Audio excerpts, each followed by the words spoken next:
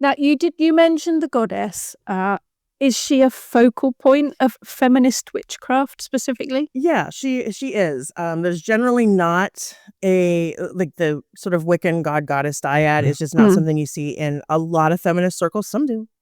And some will like to work with gods that transcend gender. But the craft that I came up in was goddess-centered, which was the other sort of appeal for me. It was an alternative to the kind of like angry patriarchal god I had sort of grown up with. And early on, somebody exposed me to Mary Daly, where she said, when God is a man, the man becomes God. And that was one of those like moments. So for some feminist witchcraft groups, they might choose a patron goddess or think in a more like hard polytheist kind of way where there's 44 gods and 44 goddesses. For some feminist witchcraft groups, it's more the idea of the goddess as kind of the divine feminine principle. And increasingly, as we have more people who are atheistic in the goddess community and the pagan community generally in the US, the way that we talk about it really evolves. But that's the central idea of deity. And generally speaking, not deity that is separate from us, but separate deity that is reflected in us. Because the whole idea is, Jean Shinoda Boland's book got really used in a lot of early feminist spirituality, the goddesses in every woman kind of situation, and that we're all reflections, and that by reclaiming goddess-centered language for the divine and sort of divesting ourselves of the patriarchal Christian God, that is also part of recognizing the like innate holiness of women and anybody who's not a man.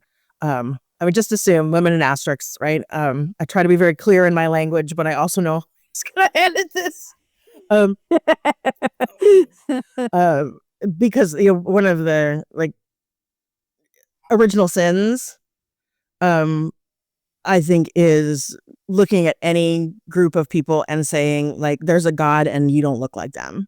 And because that's such a step of disempowering people. And so that is where the goddess focus really comes in. And then of course, so many of the myths and stories are allegories for the cycles of life, and particularly for the cycles of like women's lives.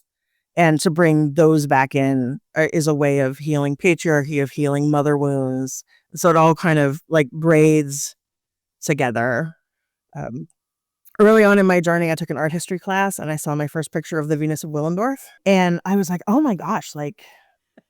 She looks like me. Well, first I was like, oh my gosh, like she's... Or I look like her. Yeah. She's so ugly. And a friend of mine said, no, she's beautiful and she's you. No, she curves. Yeah, we like curves. And then I immediately wanted to go to Vienna and steal her. I did not. But it did start a lifelong collection of little fat Neolithic and Paleolithic goddesses everywhere in the house. I love them. They're just they're wonderful. I definitely model myself after her. Yeah, absolutely. Yes. Like it was this really like they're just these moments. When I realized that sort of like my body could be a goddess body. Much better than the images that you get most of the time now of the goddess. If you do a Google search for the goddess, it's not what we look like. I call a lot of what's out there softcore priestess porn. Oh, absolutely. Absolutely. Yeah, nailed it. Which is totally a way of, I'm writing about this right now, the way in which capitalism recognizes that witchcraft is a path to empowerment. And so it has to defang it and make it something we can sell. I say as I'm trying to sell a book, but it has to like it go through this. I mean, my comic friends would call it, capitalist recuperation, because it's dangerous, especially because we can be. I mean, I'm talking to how many people all over the world, right? When this podcast goes live, there are conversations that the mythical they don't want us to have. And I've watched it happen. There was this, resurgence of interest in political witchcraft after Trump was elected the first time.